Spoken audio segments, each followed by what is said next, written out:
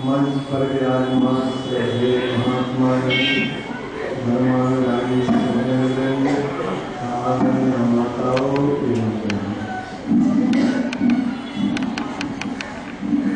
अभी रामचरित मानस से आप लोगों ने पाठ सुना। पाठ की व्याख्या बाबा लोगों ने अपने अपने ढंग से करके आप लोगों को सुना।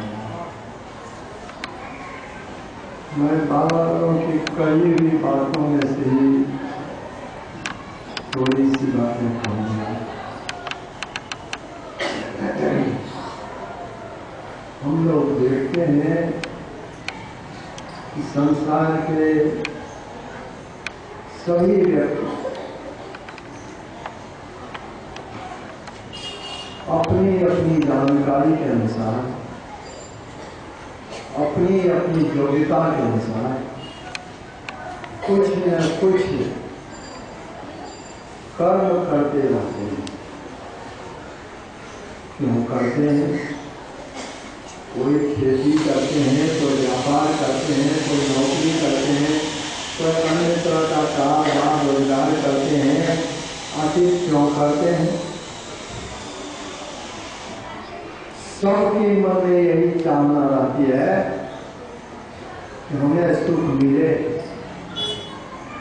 चाहे खेती करने वाले हों, व्यापार करने वाले हों, नौकरी करने वाले हों, अन्य तरह का कारोबार रोजगार करने वाले हों, सबके मन में यही चाहना रहती है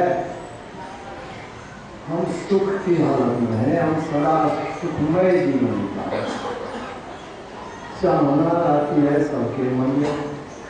प्रयत्न भी लोग करते ही रहते हैं, लेकिन कोई नहीं कहते क्यों हमें कुछ नहीं चाहिए, हमें पूरा हो गया। ऐसा कहने वाला कोई नहीं। कितना ही धन प्राप्त हो जाए, कितनी ही संपत्ति प्राप्त हो जाए, कितने ही ऊंचे पद पर चले जाए, कोई बहुत बड़े राजा बन जाए, फिर भी चाहनाओं की समाप्ति नहीं हो, चाहना लगी रहती। एक भिखारी क्यों न हो, यदि मनुष्य है और उसी को वोट में खड़े होने के लिए टिकट मिल जाए और उसकी जीत हो जाए तो भिखारी रूप में तो वो नहीं रहेगा। तब वो भिखारी रूप में नहीं रहेगा तो वो बहुत सुख में पहुंच जाए, लेकिन ऊंचे पद पर चला जाए। लेकिन वैसा होने पर भी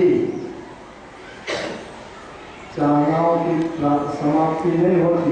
यह नहीं होता कि दीक्षा मांग करके खा रहे थे और इतना सुख है हमको कुछ नहीं चाहिए, ऐसा नहीं होता। चाहना बढ़ती है। बहुत बड़े राजा हो जाए, राजा बन करके भी चाहना की समाप्ति नहीं होती। एक मदारी समझते हैं, बंदर को नचवाते हैं, इसे मदारी कहते हैं। मदारी के पास में बंदर, उसको लेकर के वह जा रहा है। रास्ता में एक गाछ के नीचे एक महात्मा जी बैठे थे। मदारी चलते चलते थक गया। उसके मन हुआ कि मैं भी थोड़ी देर गाछ की छाया में विश्राम कर लूं। वह भी उसी गाछ की छाया महात्मा जी से थोड़ी दूर पर बैठे। महात्मा जी ने पूछा, भाई तुम साथ में बंदर रखे हो, क्यों रखे हो? क्या रखे हो बंदर? कहा, महाराज बंदर को मैंने नाचने के लिए सिखाया है, या नाचता है, उसको ले जाता हूँ लोगों के पास, नचवाता हूँ तो लोग पैसा देते। महात्मा जी कहा, यह नाचता है? कहाँ बाबा अच्छा तो थोड़ा सा हमको भी फिर दिखला दो। मदारी सोचने लगा और लोगों के पास तो ले जाता हूँ, नचवाता हूँ तो लोग पैसा देते हैं, महात्मा जी को दिखला दूंगा, मंदिर को नचवाऊंगा, ये महात्मा जी से कुछ मिलने वाला है, इनके पास कुछ नहीं है, फिजूल हो जाएगा। फिर सोचा अच्छा सभी को तो मिलता ही है, साधु है, कह रहे हैं थोड़ा सा दिखला दिया। महात्मा जी कहाँ अच्छा नाचता है, अच्छा आँख बंद करो तो सोचने लगा। पहले तो कहा कि बंदर को नचवा करके दिखलाओ, अब कहते हैं आँख बंद करो। आँख बंद करने के लिए काहे कहते हैं? महात्मा जी कहे आँख बंद करने के लोग करे नहीं, उसके मन में होने लगा कि हो सकता है कि बंदर को जो नचवाया, बंदर को नाचते हुए देख करके महात्मा जी के मन में लोग हो गया, बंदर को ले गया, इसीलिए कहते आँख बंद करो। मैं आँख बंद करूँगा आप इसको लेकर भाग जाएंगे, इसीलिए बार-बार कहने पर भी बंद नहीं करे। महात्मा जी कहे बंद करो, कई बार कहा तो सोचा था हम तो रस्सी पकड़े हुए भागने लगेंगे, भागने लगेंगे, आँख बंद किया, आँख खोलो, चट से खोला, भय था बहुत देर मन करके रखेंगे कहीं भाग मिल जाए। आँख खोला, आँख तो खोला लेकिन देखा बंदर जो था बंदर नहीं है, उसका झोला भी नहीं, उसकी लाठी भी नहीं। बड़ा आश्चर्य हुआ, तुरंत आँख बंद किए, तुरंत आँख खोले, इतनी देर में महात्मा जी सब कहाँ छिपा दी। देखा महात्मा जी तो है ही, लेकिन हमारा बंदर नहीं है, झोला नहीं है, लाठी नहीं है, बड़ा आश्चर्य। फिर अपनी देह की ओर देखा देह तो राजा के समान हो गया, देह पर राजसी वस्त्र है, सिर पर मुकुट है, बड़ी प्रसन्नता हुई। महात्मा जी हमको राजा के समान हमारा शरीर बन रहा है, और इस तरह से सोच ही रहे थे कि देखा कि कुछ लोग रथ लेकर के आते और उनसे कहने लगे महाराज रथ पर देखिए चलिए राजभवन। सोचने लगे हम तो राजा तो है नहीं, तो महात्मा जी से हमको कर दिए हैं, असल में हम मदारी हैं, लेकिन ये लोग कहते हैं कि रथ पर बैठिए तो बैठ जाना चाहिए। अगर कहते हैं इन लोगों को भाई हम राजा नहीं हैं, हम मदारी हैं, महात्मा जी ऐसा कर दिए तो लोग छोड़िए, शरीर तो राजा के समान बन ही गया है, और ये लोग रथ लेकर के आए, कहते रथ पर बैठिए बैठ जाना चाहिए। बैठ गए और ये गए राजभवन, राज सिंहासन पर बैठ गए, राज सुख भोगने लगे। मन ही मन बड़ी प्रसन्नता, बहुत अधिक प्रसन्नता कि महात्मा जी ने बड़ी कृपा की, तमाम भिखारी बड़े हुए थे और उनकी कृपा से राजा हुए। राज सुख को भोगते भोगते उसी क्रम में उनके मन में होने लगा मुझसे और राजाओं के पास अधिक उनका ऐश्वर्य। हम तो छोटे राजा हैं, अगर हम भी वैसे हो जाए कैसे होंगे? तो चढ़ाई करनी चाहिए, राजा को हरा देंगे, उनका राज अपने राज में मिलेगा, राज बड़ा हो। ऐसा हुआ तो चढ़ाई किए, संजोग जीत भी हो गए। जिस राजा को चढ़ाई किए उस राजा को हरा करके उनके राज को अपने राज में मिला लिए और राज बड़ा हो गया, लेकिन मन पूरा नहीं हुआ और राजा उनके ऊपर ही चढ़ाई करनी चाहिए। एक एक करके कई राजाओं के ऊपर चढ़ाई करते गए, उनको हरा करके उनके राज को अपने राज में मिलाते गए, फिर भी मन पूरा नहीं। एक बहुत बड़े राजा सोचा इनके ऊपर ही चढ़ाई करनी चाहिए, उनके ऊपर चढ़ाई की, उनको नहीं दी, उनको नहीं हरा। कई बार चढ़ाई की, एक बार भी सफलता नहीं। सोचा ऐसे नहीं हो, जिस महात्मा जी के पास हम राजा बने, तो थे भिखारी, जिस महात्मा जी के पास हम राजा बने उन्हीं की शरण में जाना चाहिए।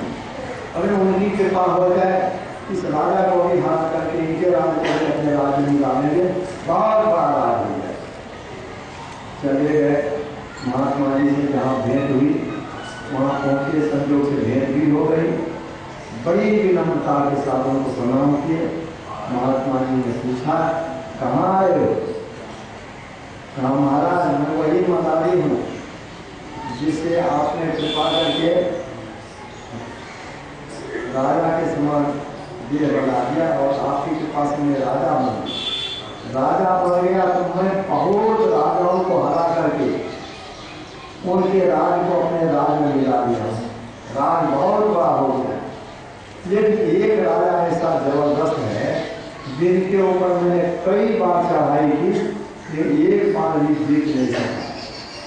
इसीलिए आया हूँ कि ऐसी कृपा करें उनको भी मैं जीत लूँ। महात्मा जी ने कहा, आप बंद करो, चट से हाथ बंद। पहली बार समझे हाथ बंद करने तो फल लेकर के भाग गए। इस बार हम जैसा मैं चाहता हूँ वैसा कर ही देंगे। आँख बंद किया, आँख खोलो, आँख खोला, देखा पहले की तरह आगे में बन गए।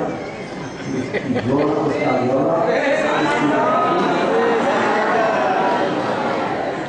अपनी जेब में देखा तो ये पहले वाला हम ज़्यादा नहीं बनाते। ये क्या कर, ये क्या कर, हमको मदारी बना के तू था तो मदारी तूने तो हमको थोड़ा सा खेल दिखलाया था, बंदर को नचवा हम कैसा खेल दिखला दिए तुम इतना है मदारी से ज़्यादा बनवा ये किसके सही करवा सुख होगा। इस कहानी के कहने का मतलब राजा बन जाने पर चाहनाओं की कुछ समाप्ति नहीं होती। वो स्वामी तुलसीदास महाराज ने कहा, बुझे काम अलिम तुलसी का विषय भोग बहु भीगे। जैसे आग प्रज्वलित हो रही है, खूब धड़क रही है, उस आग को बुझाने के लिए हम चाहें कि घी डाले, आग बुझ जाएगी और प्रज्वलित। उसी तरह से सांसारिक भोगों के द्वारा चाहनाओं की समाप्ति नहीं होती। चाहना रह जाती है, कामना रह जाती है। गोस्वामी तुलसीदास महाराज ने लिखा, काम अछत सुख सपने हो नहीं। जब तक कामना है, जब तक चाहना है, तब तक ये कामना ये चाहना है खोज कराती है कि अभी पूरा नहीं हुआ, अभी पूरा नहीं हुआ, कमी है, या तो हमारे पास उतना है नहीं, या है भी तो हमसे अधिक और लोगों के पास है। ये चाहना होती है। ये चाहना की समाप्ति कहाँ होगी? राम भजन ऋण में कहीं न कामा तत्फल विहीन कर कहूँ जमा। राम परमात्मा, राम परमात्मा की भक्ति करने वाले को राम परमात्मा का दर्शन जब होता है तब संसार की विविधता समाप्त हो जाती है। ये जाने जग जाए हिराई, जागे जथा स्वप्न हो जाए। जैसे लोग सोए हुए का स्वप्न देख रहे हैं, नींद टूट जाती है तो स्वप्न का दृश्य रहता है तो विलीन हो जाता है। उसी तरह से राम परमात्मा का दर्शन हो जाने पर केवल वे ही वे, संसार का कुछ भी दृश्य नहीं मालूम पड़ता, कुछ भी, केवल परमात्मा, उनके समान और कोई नहीं। अनुपम न उपमा राम समान रामणीय। उस राम परमात्मा के समान केवल वही और कुछ नहीं। चाहना क्या होगी? चाहना तो तब होती है जब हम दूसरी चीज देखते हैं। एक चीज हमको प्राप्त है, दूसरी चीज देखते हैं तो उसको पाने की चाहना होती है। तो केवल परमात्मा ही परमात्मा और कुछ नहीं, चाहना क्या होगी? वहीं पर चाहना होता होता है। राम भजन वीर कहीं की श्यामा फल विहीन कर कहूँ। उस राम परमात्मा की भक्ति किए बिना जीव की कामनाएं, जीव की इच्छाएं दूर नहीं हो सकती। इसीलिए अभी जो पाठ में आपने सुना, शिव अरिसुख सनकादि नारद ये मुनि ब्रह्म विचार विशारद सब कर्म खगड़ाय देहा करिए राम पद पंकज। भगवान शिव, सृष्टिकर्ता ब्रह्मा जी, सुखदेव मुनि, सनकादि ऋषि, नारद जी इत्यादि ऋषियों जो पूर्व काल में हो गए, जो ब्रह्म ज्ञान में अत्यंत पारंगत थे, सबके लिए कहा सब कर्म खगनायक ये हा। कौन कहते हैं? गरुड़ जी ने कहा था, ये कागभूषण जी ने कहा था कि गरुड़ जी से, खगनायक पक्षी के राजा गरुड़ जी। कागभूषण ने कहा हे गरुड़ जी, करिए राम पद पंकज, सबों का यही मत है, यही विचार है परमात्मा का मन, करिए राम पद पंकज। और राम कौन? राम ब्रह्म परमारथ रूपा, अविगर अलग अनादि अनुपा। राम ब्रह्म है, परमात्मा है। राम ब्रह्म परमारथ रूपा में परमात्मा स्वरूप है, अविगर, उनसे कहीं कोई स्थान खाली नहीं। लेकिन सर्वत्र व्यापक रहने पर भी अलग इस आंख से नहीं देखे जा सकते। चांद चश्म तो नजर न आवे, ओज रूह के नैना, चर्म दृष्टि से राम परमात्मा को नहीं देख सकते। ओज रूह के, रूह का आत्मा, आत्म दृष्टि से उस परमात्मा का दर्शन होता है, परमात्मा का साक्षात्कार होता है। और ये जो हम लोग कुछ भी जानते हैं, संसार के पदार्थों को जानने के लिए हमारे शरीर में 5 ज्ञान की इंद्रियां, आँख से देख करके जानते हैं, कान से सुन करके जानते हैं, नाक से सूंघ करके जानते हैं, जिह्वा से चख करके जानते हैं, त्वचा से स्पर्श करके जानते हैं। लेकिन यह जानना भी तब होता है जब हम इस शरीर में है, हमारी ही शक्ति से हमारी इंद्रिया काम करती है। अगर हम इस शरीर से निकल जाए, शरीर में आँख रहेगी, कान रहेगा, नासिका, जिह्वा सब कुछ रहने पर ही किसी इंद्रियों से काम होने जोगी। कोई आदमी शरीर त्याग देते हैं, उसके उस शरीर में आँख रहती ही है, कान रहता ही है, सब इंद्रियां रहती है, लेकिन उसके किसी भी इंद्रियों से काम नहीं हो। मृतक शरीर में जो भी इंद्रियां है, उस इंद्रिया से काम नहीं हो, उसमें अपनी शक्ति नहीं है। शक्ति उसको कहाँ से मिलती है? हमारे द्वारा। हमारी चेतन की धार, जैसे पंखा भी घूम रहा है, कैसे घूमता है? रात में बल्ब से रोशनी होती है, क्या बल्ब में रोशनी करने की शक्ति है? अगर बल्ब में ही रोशनी करने की शक्ति हो तब तो किसी के यहाँ बिजली की लाइन नहीं है, दुकान से बल्ब खरीद करके काम दे घर पहुँच जाएगा रोशनी। वो होने जो बल्ब में तो विद्युत की धार जुड़ी जाती है तब रोशनी होती है। पंखा में विद्युत की धार रहने पर पंखा से हवा का काम होगा। कोई भी काम, चाहे चूड़ा में चावल का मिल, चूड़ा का मिल या कोई भी मिल है, किसी तरह का है, उसमें विद्युत की धार जुटी रहती है तभी वो काम करता है। वह हम लोगों के शरीर में चेतन आत्मा है, इसी की चेतन की धार सब इंद्रियों में जुटी हुई जब तक रहती है, तब तक हम लोग को बात का ज्ञान होता है। शरीर में रहते हुए भी अगर चेतन की धार सिमट आती है, बिजली की लाइन है लेकिन पंखा में तार छूट गया, हवा होगा। बल्ब में बल्ब है, बिजली की लाइन भी है, तार हटा होगा, रोशनी नहीं हो सकती। उसी तरह से शरीर में चेतन आत्मा के रहने पर भी जब इसमें चेतन की धार नहीं रहती तब इंद्रिया काम नहीं करती। जैसे गाड़ी नींद का लोग रहते हैं, सोए हुए रहते हैं, सांस चलता नहीं चलता। अगर सांस नहीं चले तब लोग क्या समझे? तो समझेंगे राम नाम सकते, चलो भी चलो। सांस चलता है वो सारे मरा में, लेकिन सांस चलता शरीर में तो होता ही जीवित है, लेकिन उस समय आँख से काम होता है। गाड़ी नींद में कोई आँख खोल के देख सकेंगे? गाड़ी नींद में कान तो खुला हुआ ही रहता है, आप वहाँ पर उनके पास में लोग बातचीत करके उसको वो सुन पाता है? नहीं सुनता। किसी भी इंद्रियों से काम नहीं होगा। इसलिए नींद की हालत में चेतन की धार सिमट करके अंदर की ओर हो जाती है, इंद्रियों के भाग में चेतन की धार नहीं आती, इस कारण इंद्रियां काम नहीं करती, इंद्रियां काम नहीं करती। चेतन की धार जब उसमें जुट जाती है तब इंद्रियां काम करती है। कहने का मतलब आँख से देखते हैं, हमारी शक्ति से, हम इस शरीर में हैं, हम चेतन आत्मा है, हमारी शक्ति से हमारी आँख काम करती है, हमारा काम करता है।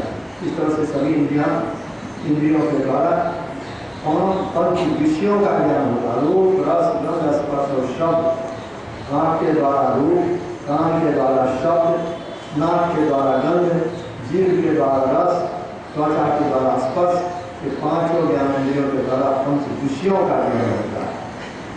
संत महापुरुष कहते हैं, लोगों हमारी शक्ति से इंद्रियां काम करती, इंद्रियों के भार से चेतन भार को समेट ले अपनी ओर हो जाए, अपनी ओर होने पर ही मन में चैन मालूम करने लगे। अभी आवरण को पार नहीं किए हैं, अभी केवल इंद्रियों के घाट से चेतन धार का स्वीकार किए तो अंदर की ओर ऐसा करने में भी सुख मालूम पड़ने लगता है। हम लोग के गुरु महाराज ने कहा, भजो भाई गुरु गुरु गुरु रूप ध्यान धरो, सन्मुख बिंदु के देखो सुख देखो रे भाई। अभी पूर्णता नहीं है, परमात्मा की प्राप्ति नहीं, अभी तब भी इतना सुख, उससे और आगे बढ़े तो समाधि में चले गए, अब कैसा सुख। एक भक्ति हुई साजो है, उन्होंने कहा, ना सुख विद्या के पढ़े ना सुख वाद विवाद, सात सुखी सहजो कहे लागे शून्य समाज।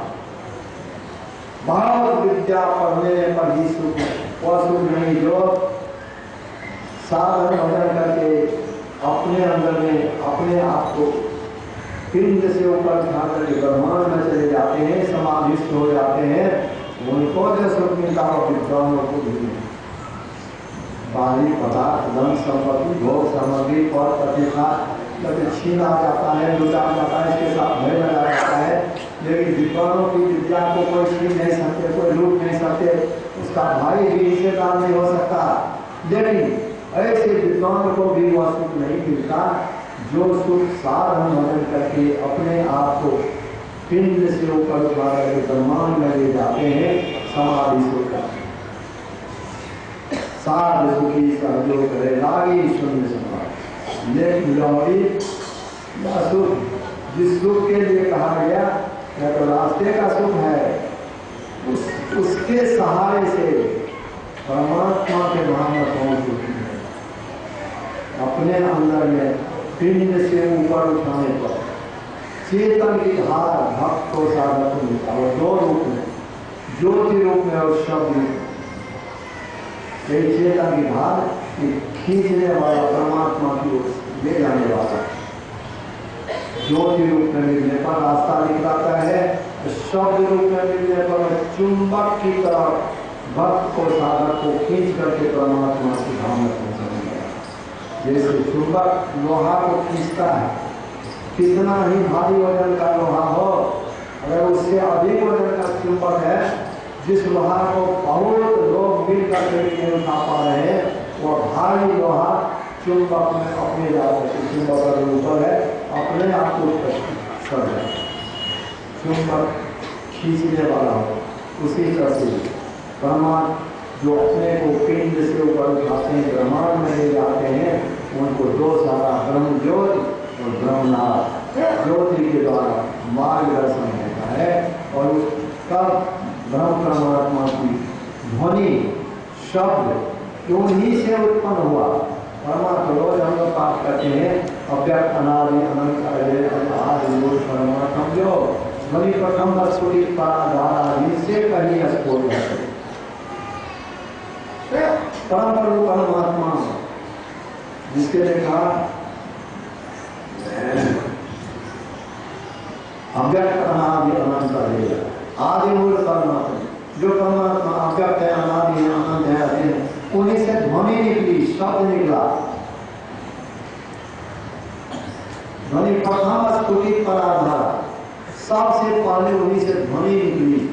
ध्वनि सबके अंदर में हो रही है, घट में होता आप ही और सब जगह अगम अपार है। करुणाम राम और संसार सकल आधार, सबके अंदर में ध्वनि हो रही है।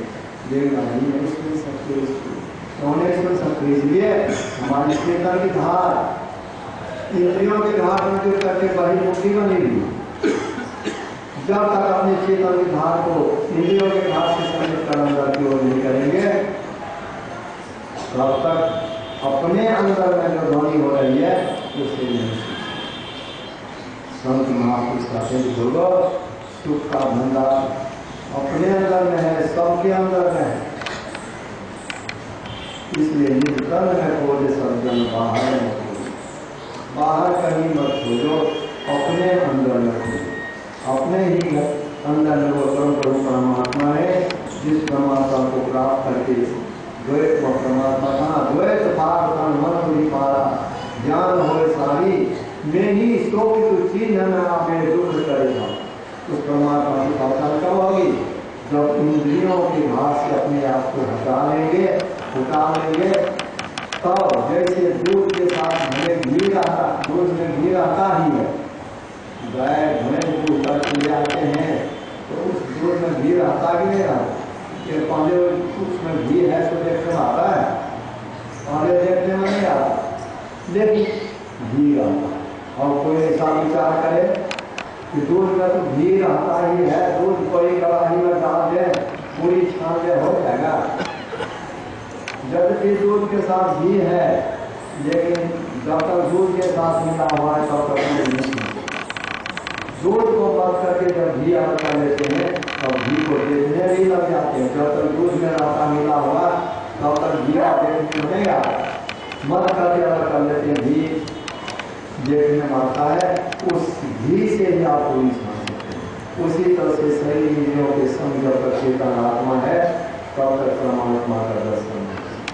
तब तक परमात्मा को क्या अपने आप को भी नहीं जान सकते, अपने आप को भी अभी नहीं जानते हैं। हम कहते हैं लेकिन अपने को जानते कहाँ? अपने को नहीं जानते। इसलिए पहले तो अपने को जानने की आवश्यकता है। ये परम भक्ति साधुका ने कहा आप ही को खोज मिले जब राम शरीर, पहले अपनी खोज करो। अपनी खोज कब कर सकोगे? जब बहिर्मुख से अंतर होगे, इंद्रियों के घास से चेतन को समेट कर अंदर की ओर का करोगे, क्या होगा? संत स्वरूप की युक्ति के अनुसार साधन भजन करते हुए तब अंतर्मुखता होगी। और अंतर्मुखता होगी तो अपनी ओर होगी, अपनी ओर अंदर के पथ पर चलते चलते तन में पांचों चार शरीर स्थूल सूक्ष्म कारण महाकारण, चार को पार करेंगे, अपनी पहचान हो जाए, परमात्मा का दर्शन हो जाएगा। एक शरीर जो चेतन शरीर वह भी सूक्ष्म आवरण है, उस आवरण को भी पार कर जाने पर तब द्वैत नहीं रहेगा। द्वैत पार और मन भी पारा ज्ञान हो सारी में ही शोक जो चीज है आगे दुख चलेगा। तब उसको परमात्मा की पहचान हो जाएगी। पहचान ही नहीं, हम प्रभु करूँ हम ये कहीं हो ही द्वैत रहे हमको।